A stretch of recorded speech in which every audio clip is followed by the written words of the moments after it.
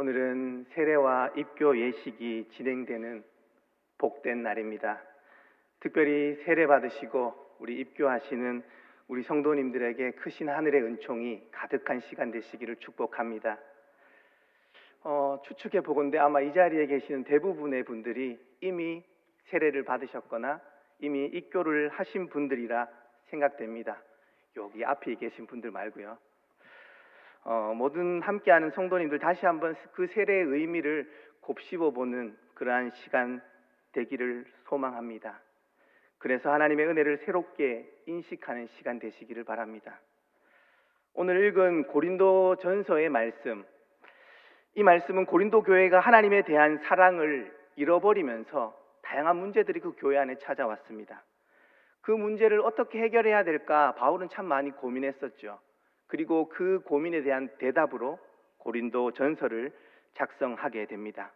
특별히 오늘 읽었던 10장의 말씀은요, 바울이 고린도 교회 성도들에게 이스라엘 백성들의 광야의 경험, 그 광야의 경험을 경고 삼아서 우상 숭배와 도덕적 타락을 피할 것을 권면하고 있는 내용이 잘 담겨 있는 말씀입니다. 그런데 그것을 설명하는 과정 속에서 바울은 이스라엘의 정체성의 뿌리가 되는 출애굽의 사건을 상기시키고 있습니다. 그리고 그 의미를 새롭게 해석해 주고 있죠. 1절은 이렇게 시작합니다. 나는 너희가 알지 못하기를 원하지 아니한다 라고 하죠. 바울의 특유의 수사법입니다. 의미 있는 이야기를 하기 전에 관용적으로 사용했던 표현의 방식인데요, 그렇다면 바울이 강조하고자 했던 것, 그 내용은 무엇이었을까요? 앞서서 이미 말씀드렸듯이 출애굽의 사건입니다. 1절 하반절을 보시면 이렇게 나와 있습니다. 다 구름 아래에 있었고 바다 가운데를 지났다고 말합니다. 홍해의 사건과 불기둥, 구름기둥으로 인도해 주셨던 출애굽의 여정을 떠올리게 하죠. 바울은 왜 출애굽의 사건을 상기시켰던 것일까요?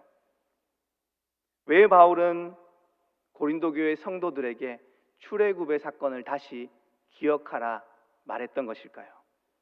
그 이유는 분명합니다. 출애굽은 이스라엘 민족의 시작이었던 역사적인 사건이기 때문이죠.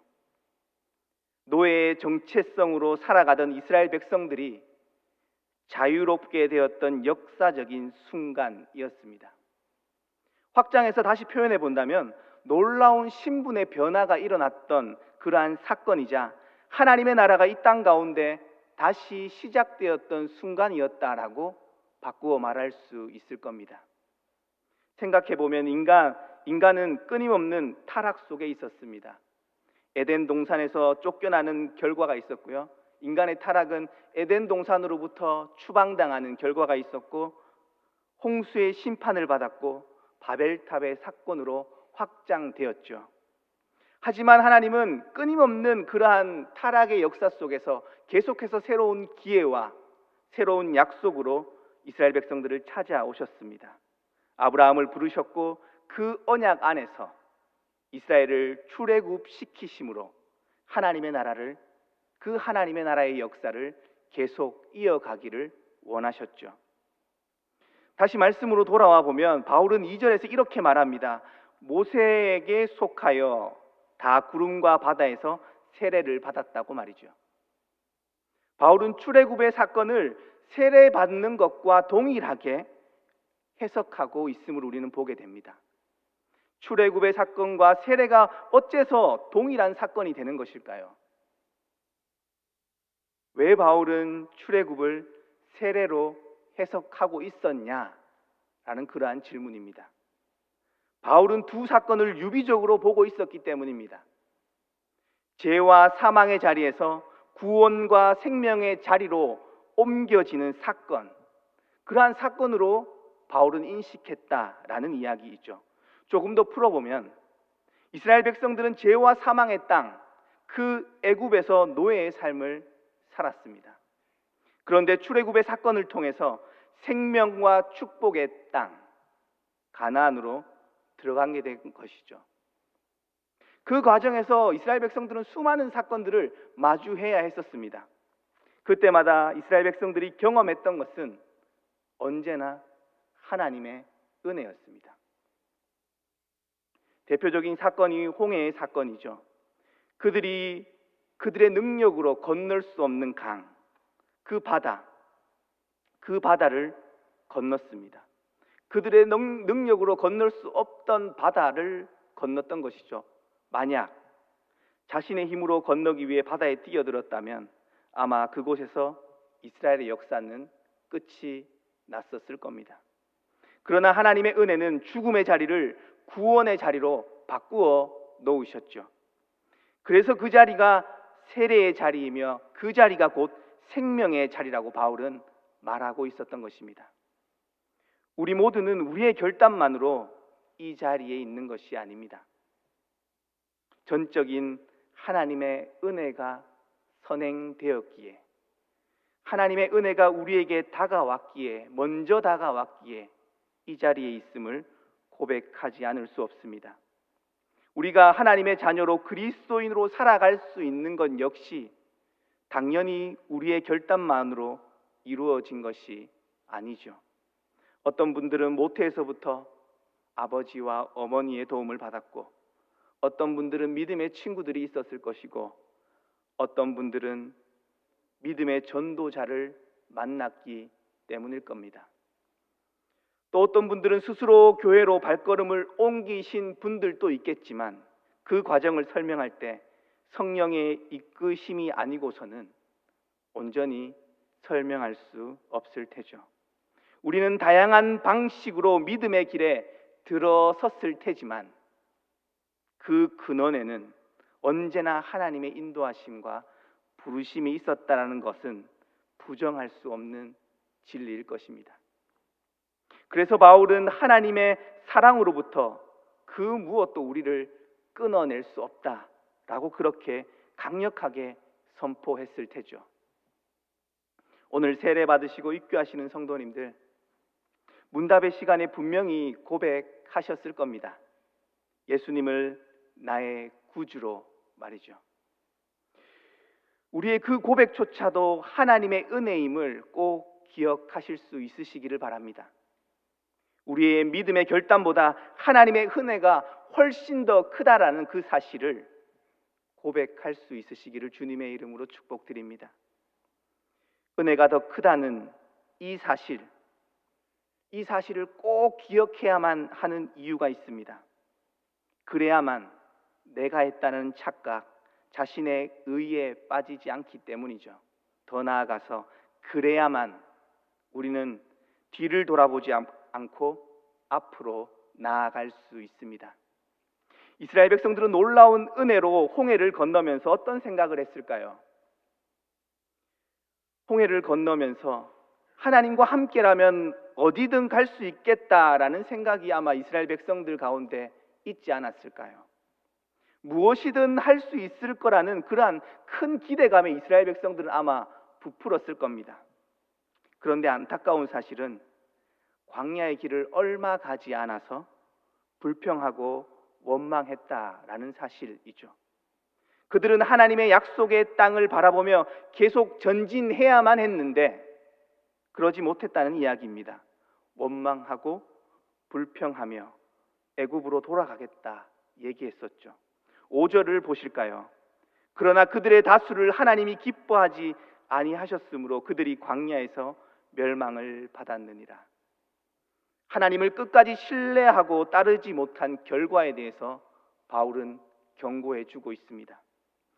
적지 않은 신앙인들이 세례를 받을 때 오해하는 경우가 있습니다. 세례를 받는 순간 우리는 구원을 받는다라고 생각하는 것이죠. 세례만 받으면 구원받는다고 그렇게 생각하는 겁니다. 맞는 말일까요? 맞는 말이기도 하고 틀린 말이기도 합니다. 세례를 받는 순간 우리의 신분은 하나님의 자녀로서의 삶을 시작하게 됩니다. 그렇기에 세례를 구원의 징표라고 고백하는 것이죠. 그러나 세례가 구원의 완성이 아님을 우리는 또한 기억해야 합니다.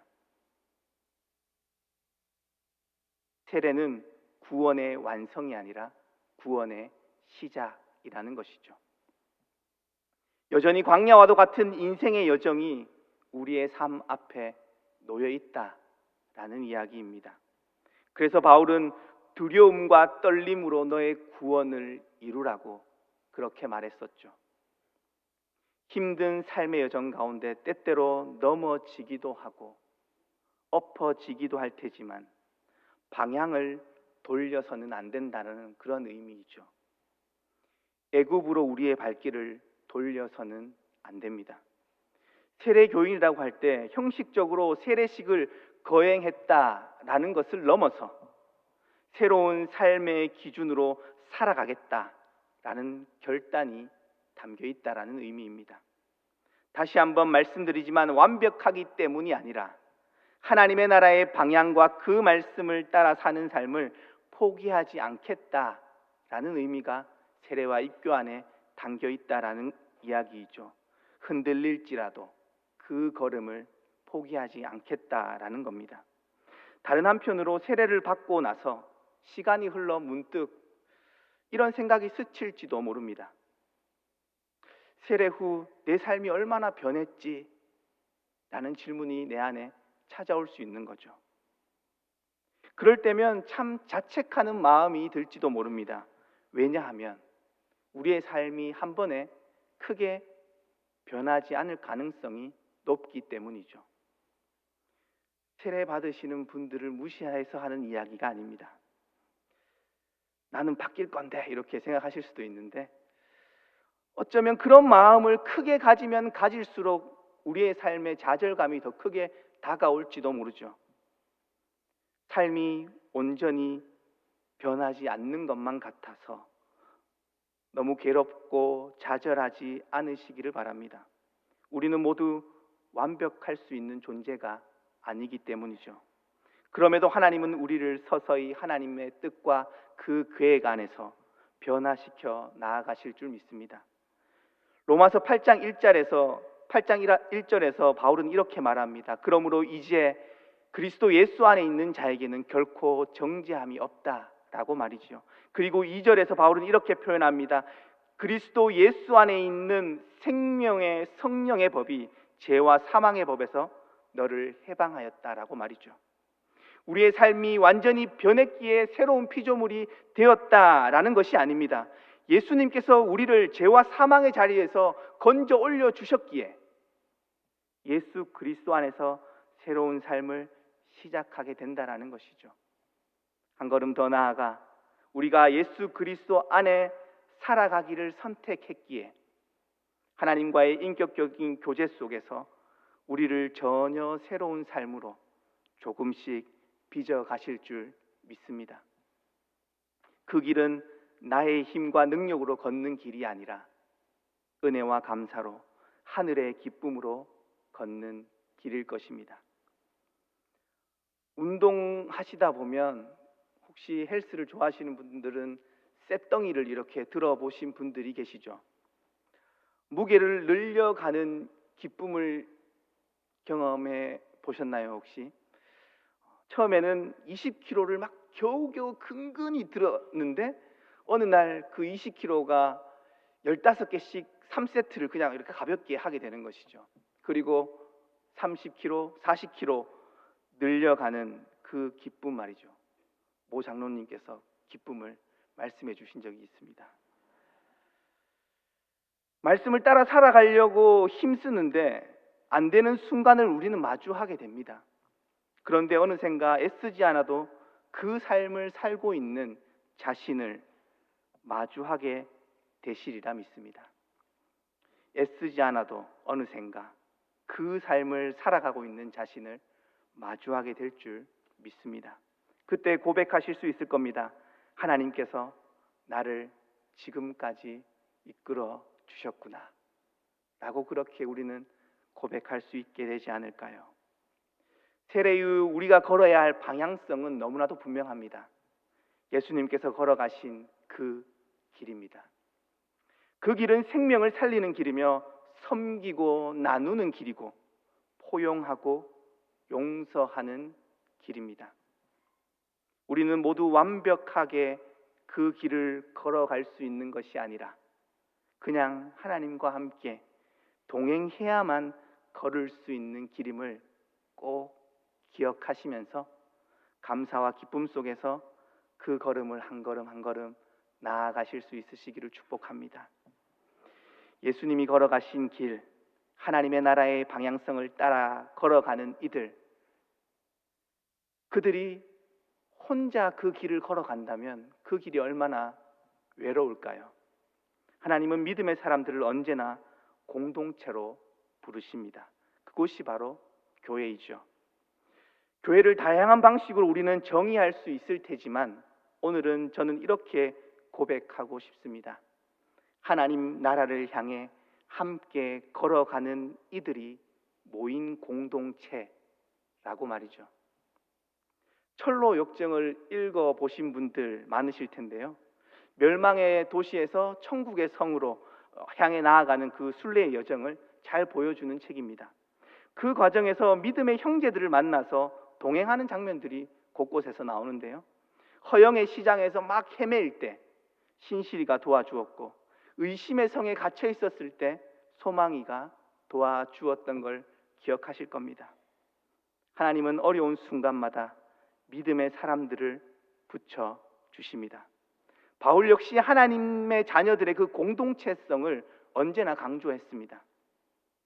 출애굽의 사건은 한 개인이 경험한 사건이 아니죠. 이스라엘 공동체가 그 사건을 함께 경험했습니다. 생각해보면 출애굽의 과정에 이렇게 그 상황 속으로 한번 들어가 본다면 툴툴거리거나 굳이 왜 평안한 애굽에서 데리고 나와서 고생시키냐고 불평하고 원망했던 이들이 왜 없었을까요?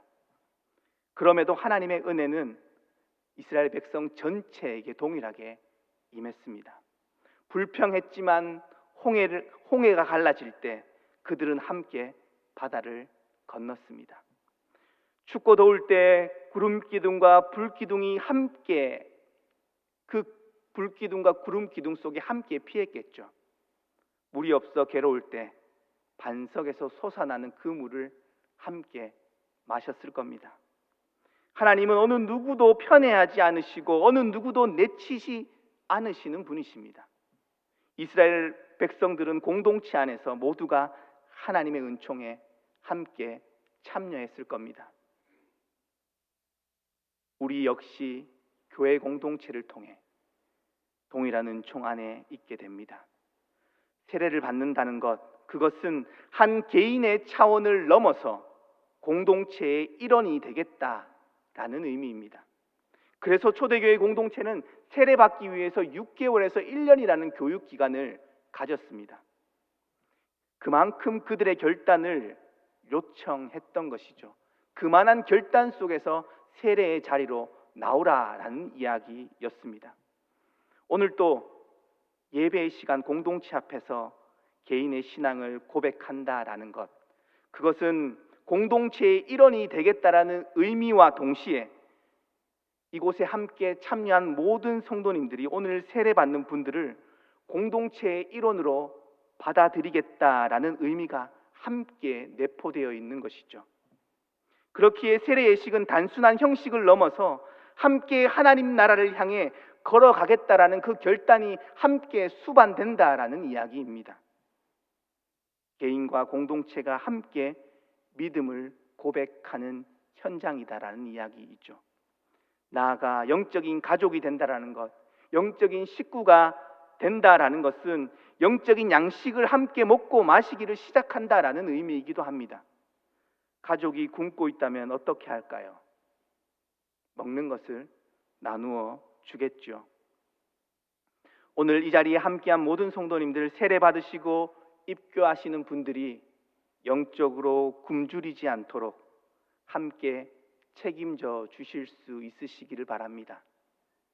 교회는 함께 하나님의 나라를 향해 함께 걷는 구원의 여정 속에 있는 운명의 공동체입니다.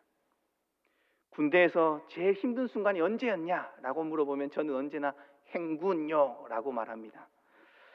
행군 참 힘듭니다. 그 여정은 참 힘든데요, 자대 배치를 갓받은 이등병이 행군을 하다가 퍼졌을 때 쓰러졌을 때 그를 버리고 갈 수 있을까요? 가트 부대의 선임이 그 군장을 대신 메어주고 데리고 갈 테죠. 사랑하는 지혜의 성도님들, 옆에 있는 믿음의 성도들에게 선한 영향력을 흘려보낼 수 있으시기를 축복합니다.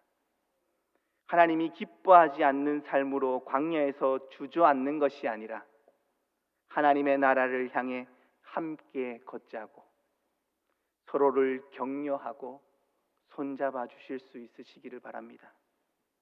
다시 한번 말씀드리지만 혼자 걸을 수 있는 길이 아닙니다. 새로운 믿음의 걸음을 걷기 위해 세례받으시고 입교하시는 성도님들, 비상적이고 형식적인 삶을 넘어 하나님과의 인격적인 교제의 삶으로 나아가실 수 있으시기를 축복합니다. 나아가 하나님 안에서, 특별히 대구제일교회 공동체 안에서 영적인 교제를 함께 풍성히 누리실 수 있으시기를 주님의 이름으로 축복드립니다. 기도하겠습니다. 사랑의 하나님, 믿음의 공동체를 허락해 주심에 감사를 드립니다.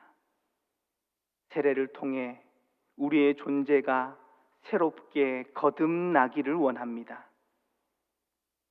하나님 나라를 향한 여정을 새롭게 시작하게 하시고 우리의 삶의 방향이 온전히 변화되게 하옵소서. 성령 하나님, 오늘 세례와 입교하는 한 분 한 분의 영혼 속에 주님의 온전한 뜻과 계획을 새겨 넣어 주시기를 원합니다. 하나님께서 이 시간 가운데 함께하여 주옵소서. 사랑의 주님, 그럼에도 불구하고 우리는 모두 연약하고 한계 많은 인간이기에 세례와 입교의 순간이 너무 쉽게 잊혀질지도 모릅니다. 그러나 우리 주님께서 영원 속에서 이 시간을 기억해 주실 줄 믿사오니 우리의 인생길이 때때로 험하고 힘든 순간에, 결정적인 삶의 순간에 우리의 인생 속으로 찾아와 주시고 시간과 공간 속으로 놀랍게 역사하여 주셔서 우리의 삶 가운데서 만나 주시고 우리의 삶을 인도하여 주옵소서. 우리의 구원자 되시는 예수님과 늘 함께 동행하기를 원하오며 예수님의 이름으로 간절히 기도하옵나이다. 아멘.